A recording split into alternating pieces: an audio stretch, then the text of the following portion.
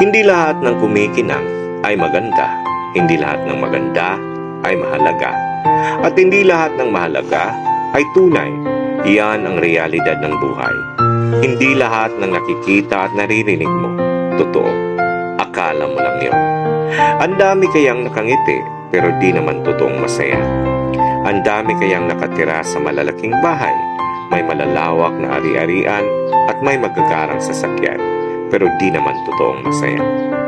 Ang dami kayang may magagandang trabaho, mga buwang pamilya, pero di naman totoong masaya. Alam mo bakit? Walang perpekto sa buhay. Pain is universal.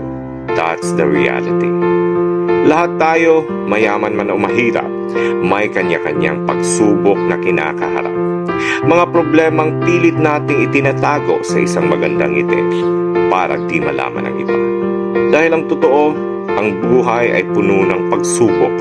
Pagandahan na lang sa pagdadala. Good morning!